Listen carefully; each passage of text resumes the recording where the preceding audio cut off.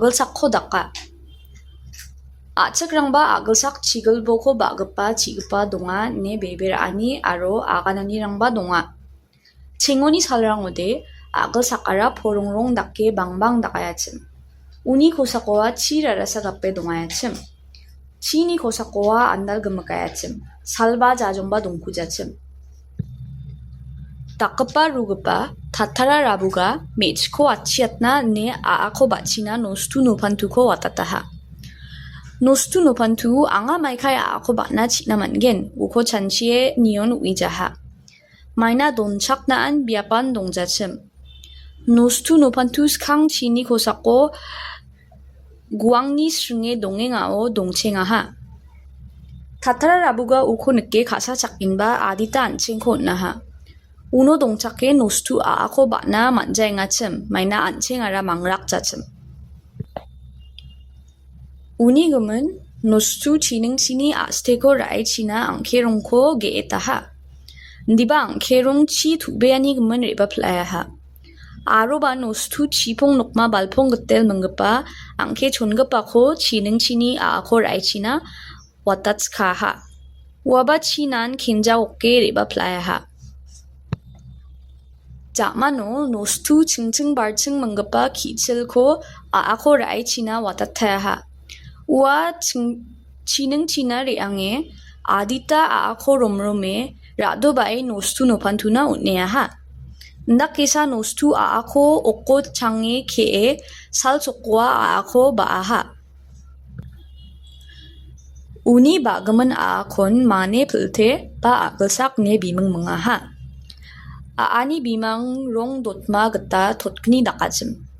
Dalgapa kwara major aro chongapa ko dinjar mangachim. Diba waranga aan rai kakuja silang silchi kakuja. Aan ma ringro chian ma jingjo dakaing petichim. Nake dakako neke nostu dakapa rugupa tatara rabugao namachina mulmulaha. Tatara rabuga kasa chake salgio sal aro jajongko donaha. Unusa salat tak rakachok balwa hoho balachok. Silang silchis bajok aarai kabajok. Ndakesa aba mangrak bajok aro roongba mangrakaha. Tatara rabuga agilsakna singkiko sko kopeng nara aramko kni nara prap geteng bolong bolsal sawa rejak aro gepen rangko naha. Ganna chinani palara kasi, telu, gong, ampang, samen, samsi aro rokom ao chagparangko naha. Tatara rabuga agilsako donggapa matpurung rangkoba dakaha. Warangna jat prakni dakni kamrangkoba dakke jelbra jelsua china aganaha. Wal rango tusi dape gwal rongja china geta mekrakatna ba mesat rong china sireng ruram domesal aro huroko donaha. Uni gemensa sireng ruram aro domesal signas kang giskachi uyat ronga. Huru ara salchugrao mekro ronga. Una agreba doorang matpurungrang guk joongrang aro rokom mamalrang bilsi aro karina krae kam katok china agane don tokaha. Ndak kesa dauna kengkeng plak mamalrangan antang-tangni dakkenirangko gwalgija daktokenga. Chio donggapa janggi tanggapa rokom mamalrangkoba dakaha. Diba bengblokko mekka wana siengako agilsakna uyat china donaha. Uni gemensa mekka wana sepang baon bengblokrang mekwachi uyat ronga. Bengblok mekko de mekka wana sepangaha ne agan ronga. Chiara nengosa gappe dongayachim. Diba aani kosakode chian dongpajachim. Uko neke tatara rabuga chimekrang, chiringrang, chibimarang mokate jokchina nore chire krme bokreko mekani maako geetaha. Ndakesa chimek chiring aro chibima mokataha. Diba agilsakna mekka wabana singjok ne uyat surongchina detlepe reprape kemprete gamat kepako salgio donaha. Ndakesa mekka wana skang reprape detlepe kempret rongenga ne achkrang beberaa. Gilsakko Daka, creation of the earth. In Songaric myth of the Akchik tribe, Most things that exist were born and not created. Back in the conception of our planet, everything was barren and devoid of life, covered in deep water, with no sun or moon overhead.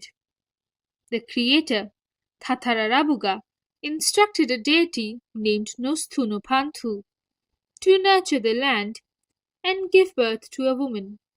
Nosthu found himself in a predicament, since there was no land for him to nurture, nor a place to comfortably birth a child.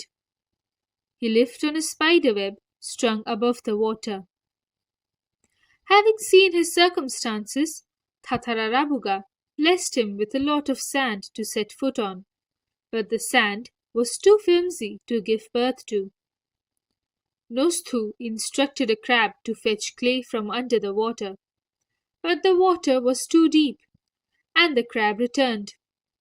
He then sent another smaller crab named Chipong Nokma Balpongtel, who also returned unsuccessful, fearing the deep waters. As his last resort, he sent down Chinching Barching, the dung beetle, and it successfully rolled out heaps of clay from under the water. Nosthunopanthu got pregnant with the soil and gave birth in due time. The soil born out of him was called the earth, also named Mane Pilthe. The land was round and resembled two spheres. The larger sphere was called Major, and the smaller one Binja. The soil was still marshy and weak, and Nosthu pleaded with Thathararabuga to help him. Thus, Thathararabuga created the sun and the moon. The sunlight hardened the soil and the winds blew. The soil hardened and became livable. That was how rocks and lands were formed. To adorn the earth with a headdress, he created clouds. For her hair, he created many different kinds of trees. To clothe her, he created reeds and grass. Thathararabuga also created all animals on earth. He sent them onto earth, each with a purpose for their species. To avoid sleeping through the morning, he created the rooster and the hula gibbon, who would roost before sunrise and hoot after sunrise respectively. Other than that, there were diverse species of birds, insects, and animals with their own seasonal duties to the earth. These instructions are followed by each species to this day. He created aquatic species of animals too, but the frog, especially to observe incoming rain, which is why their croaks predict rainfall. Since all the water was now trapped underground, Thathararabuga instructed Norechire Kirme Bokre, the mothers of rain, to let loose the rivers and lakes of the earth. To signal rainfall, the creator put a flash accompanied by a cracking sound in the sky. The lightning. According to Sangsaric belief, this was how the earth came to be. Gilsakko Daka পৃথিবীর উৎপত্তি। আজিক উপজাতির সংসারিক পৌরাণিক কাহিনী অনুসারে বর্তমানে যেই সব জিনিসের অস্তিত্ব আছে সেই অধিকাংশ জিনিসের সৃষ্টি হয়নি, জন্ম হয়েছে। আমাদের এই গ্রহের সৃষ্টির সময় সব কিছুই ছিল নিষ্ফলা ও প্রাণহীন, জলে ঢাকা, এবং ওপরে ছিল না চাঁদ না সূর্য। তাতারারাবুগা নামক সৃষ্টিকর্তা নস্তুনোপান্তু নামক দেবতাকে নির্দেশ দিলেন ভূমিকে লালন পালন করতে এবং একজন নারীকে জন্ম দিতে।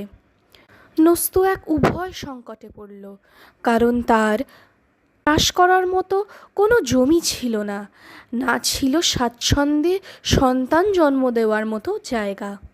সে জলের ওপর টাঙানো একটি মাকড়সার জালে বাস করত। তার অবস্থা দেখে তাতারারাবুগা তাকে পা রাখার জন্য প্রচুর বালি দিয়ে আশীর্বাদ করলেন, কিন্তু সেই বালি এতটাই ভঙ্গুর ছিল যে তা থেকে কিছু জন্মানো সম্ভব ছিল না।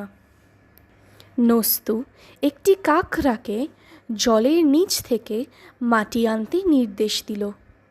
কিন্তু জল খুবই গভীর ছিল, তাই কাকড়াটি ফিরে এলো।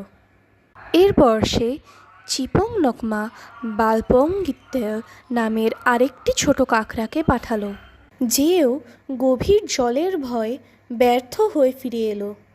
শেষ উপায় হিসাবে তিনি চিংচিং বার্চিং নামের গোবর পোকাটিকে নিচে পাঠালেন এবং সেটি সফলভাবে জলের নিচ থেকে মাটির স্তূপ বের করে আনলো। নস্তু নোপান্তু মাটির সঙ্গে গর্ভবতী হলেন এবং যথাসময়ে জন্ম দিলেন। তার থেকে উৎপন্ন মাটিকে পৃথিবী বলা হতো, যা মানে ফেলথে নামেও পরিচিত ছিল। ভূমিটা গোলাকার ছিল এবং দুটি গোলকের মতো দেখতে ছিল। বড় গোলকটির নাম ছিল মেজর আর ছোটটির নাম ডিঞ্জার। মাটিটা তখনও জলময় ও দুর্বল ছিল, তাই নস্তু তা তারার আবুগার কাছে সাহায্য চাইল। তখন তা তারার আবুগা সূর্য ও চাঁদ সৃষ্টি করলেন। সূর্যের আলো মাটিকে শক্ত করল এবং বাতাস যখন বইল তখন মাটি আরও শক্ত হয়ে বাসযোগ্য হয়ে উঠল। এভাবেই শিলা ও ভূমি তৈরি হয়েছিল। পৃথিবীকে শিরভূষণ পরানোর জন্য তিনি মেঘ সৃষ্টি করলেন। তার চুলের জন্য তিনি নানা প্রকারের বৃক্ষ সৃষ্টি করলেন। তাকে বস্ত্র পরানোর জন্য লতাপাতা ও ঘাস সৃষ্টি করলেন। তাতারা রাবুগা পৃথিবীতে সব পশুদেরও সৃষ্টি করলেন। তিনি প্রত্যেক প্রজাতির জন্য নিজ নিজ উদ্দেশ্য দিয়ে তাদেরকে পৃথিবীতে পাঠিয়েছিলেন। সকাল পর্যন্ত ঘুমিয়ে থাকা এড়ানোর জন্য তিনি মোরগ এবং হুলক গিবনকে সৃষ্টি করেন। মোরগ সূর্যোদয়ের আগে ডাকত আর হুলক গিবন সূর্যোদয়ের পরে। তাছাড়া বিভিন্ন প্রজাতির পাখি, কীটপতঙ্গ ও প্রাণী ছিল যাদের পৃথিবীর প্রতি নিজস্ব ঋতুভিত্তিক দায়িত্ব ছিল। প্রতিটি প্রজাতি আজও সেই নির্দেশাবলী মেনে চলে। তিনি জলজ প্রাণীও সৃষ্টি করেন, কিন্তু বিশেষ করে ব্যাংকে আসন্ন বৃষ্টির পর্যবেক্ষণের জন্য সৃষ্টি করেন। এই কারণেই তাদের ডাক বৃষ্টির পূর্বাভাস দেয়। যেহেতু সমস্ত জল এখন ভূগর্ভে আটকে পড়েছিল, তাই তা তারা রাবুগা বৃষ্টির জননী নড়ে ছিঁড়ে এবং খর্মে বখরে কে পৃথিবীর নদী ও হ্রদগুলোকে মুক্ত করতে নির্দেশ দিলেন। বৃষ্টির সংকেত দিতে সৃষ্টিকর্তা আকাশে একটি জলকানি ও ফাটলের মতো আওয়াজ দিলেন, যেটি হলো বিদ্যুৎ। সংসারিক বিশ্বাস অনুসারে এভাবেই পৃথিবীর সৃষ্টি হয়েছিল। গিলসাক্কো দাক্কা पृथ्वी की उत्पत्ति। अचिक जनजाति के सांसारिक कहानियों के अनुसार अस्तित्व में मौजूद सारी चीज़ें बनाई नहीं गई, बल्कि जन्मी थी। पृथ्वी की शुरुआत में सब कुछ बंजर और जीवन विहीन था। चारों ओर गहरा जल फैला हुआ था और ऊपर ना तो सूर्य था और ना तो चांद। सृष्टिकर्ता धत्तारा राबुगा ने नोस्तुनम्पांतु नामक एक देवता को भूमि का पालन पोषण करने और एक स्त्री को जन्म देने का आदेश दिया। नोस्तु एक कठिन परिस्थिति में पड़ गया, क्योंकि उसके पास ना तो कोई भूमि थी जिसका वो देखभाल कर सके और ना तो ऐसा कोई स्थान जहाँ वो आराम से किसी संतान को जन्म दे सके। वो चल के ऊपर तने हुए एक मकड़ी के जालों पर रहता था। उसकी स्थिति देखकर तत्तारा राबुगा ने उसे आशीर्वाद स्वरूप बहुत सी रेत प्रदान की। ताकि वो उस पर खड़ा हो सके, किंतु वो रेत इतनी ढीली और अस्थिर थी कि उसके ऊपर किसी बच्चे को जन्म देना संभव नहीं था। नोस्तू ने एक केकरे को आदेश दिया कि वो पानी के नीचे से चिकनी मिट्टी लाकर दे, लेकिन वो पानी बहुत गहरा था, इसलिए वो केकरा असफल होकर लौट आ गया। इसके बाद उसने दूसरे एक छोटे केकरे को भेजा जिसका नाम चीपोंग नकमा बालपोंग गुत्तेल था। वो भी गहरे पानी से डरकर बिना मिट्टी लाए वापस लौट आया। इसके बाद उनकी अंतिम उपाय के रूप में नोस्तू ने चिंग बाचिंग नामक एक डंग बीटल को नीचे भेजा। वो पानी के नीचे से मिट्टी को ठीक निकाल कर ले आया।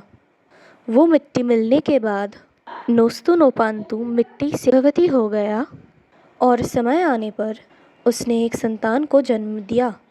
उसके शरीर से उत्पत्ति हुए मिट्टी को पृथ्वी कहा गया, जिसे माने फिलथे नाम से जाना जाता है। ये भूमि गोलाकार थी और दो गोलों के समान दिखाई देती थी। बड़े गोले को मेजर और छोटे गोले को दिंजार कहा गया, किंतु वो मिट्टी अभी भी ढलढली और कमज़ोर थी। इसीलिए नोस्तू ने ततारा राबूगा के पास प्रार्थना की। तब ततारा राबूगा ने सूर्य और चांद को रचना किया। सूर्य के प्रकाश ने मिट्टी को कठोर बना दिया और जब हवाएं चलने लगी तो मिट्टी और भी सककर रहने योग्य बन गई। इसी प्रकार चट्टानों और भूमि का निर्माण हुआ। पृथ्वी को एक सुंदर सर का सजावट प्रदान करने के लिए उसने बादलों की रचना की। उसके बालों के रूप में उसने बहुत प्रकार के पैर बनाए और उसे वस्त्र पहनाने के लिए उसने घास का सूचना किया। ततारा राबूगा ने पृथ्वी पर रहने वाले सभी जीव जंतुओं की भी रचना की। उसने उन्हें पृथ्वी पर भेजा और सारे प्रजाति को एक विशेष कर्तव्य प्रदान किया।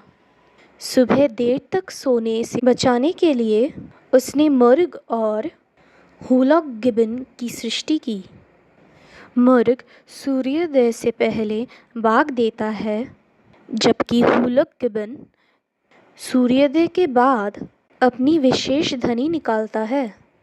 इसके बाद उसने अनेक प्रकार पंछियों, कीटों, पशुओं का उत्पत्ति किया, जिनमें से हर एक को पृथ्वी के लिए ऋतु विशेष से संबंधित अपने अपने कार्य सौंपे गए। ऐसा माना जाना है कि आज भी सभी प्रजातियों उन्हीं निर्देशों का पालन करती है।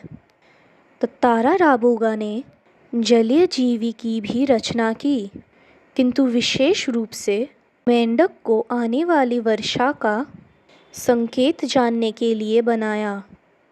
इसी कारण मेंढकों की आवाज़ को वर्षा की भविष्यवाणी का संकेत माना जाता है। जब सारा जल भूमि के नीचे फंस गया, तब ततारा राबूगा ने नोरे चीरे, खरमे बोकरे, जिन्हें वर्षा की माताएं कहा जाता है, को आदेश दिया कि वे पृथ्वी की नदियों और झीलों के जल को मुक्त करें। वर्षा के आगमन का संकेत देने के लिए सृष्टिकर्ता ने आकाश में एक चमक और उसके साथ रंगराहट जैसी करकती हुई ध्वनि उत्पन्न की। ये बिजली थी। सांसारिक विश्वास के अनुसार इसी प्रकार पृथ्वी की उत्पत्ति हुई और इसका वर्तमान स्वरूप अस्तित्व में आया।